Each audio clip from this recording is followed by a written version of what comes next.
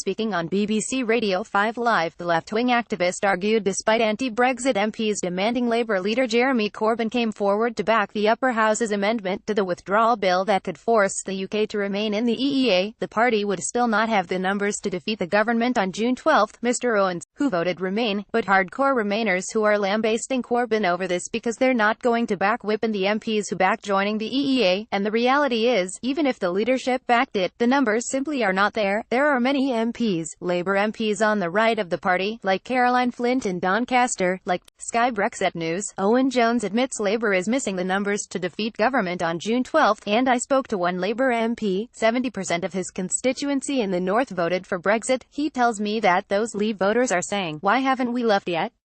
The politicians are trying to obstruct it, so it's simply for the birds that even if the Labour leadership backs such a position, the numbers are there in Parliament if you combine Tory rebels with the Labour Party. Given that the combined Brexiteer Tories plus Labour MPs with Leave constituencies, it's simply not there. Despite what the likes of Chuka Umunna are talking about at the moment, MPs are set to vote on the 15 House of Lords amendments to the Brexit withdrawal bill on June 12, amid fears the majority of Remainer MPs in the House will threaten to keep the UK tied to the EU customs union post-Brexit.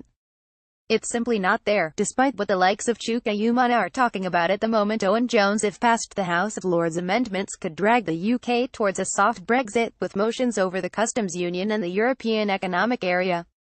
Theresa May will be seeking to overturn as many of the 15 defeats on the bill as she can.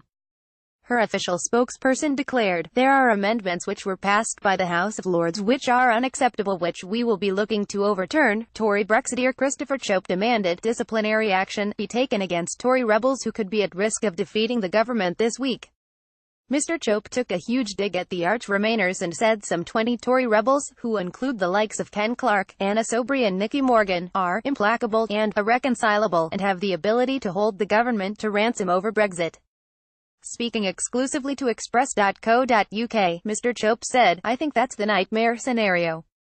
I don't share that prediction, because I don't think it's a bluff and counter-bluff, and what I get depressed about sometimes is the extent of the indulgence which seems to be offered to some of these rebels, some of whom are implacable and irreconcilable. I suggested that we should actually take direct action against them in terms of disciplinary measures rather than indulging them, because, as long as they are indulged, we are almost sending a message to them that if they find more people who are going to be equally unreasonable, then, as mentioned, the government can be held to ransom.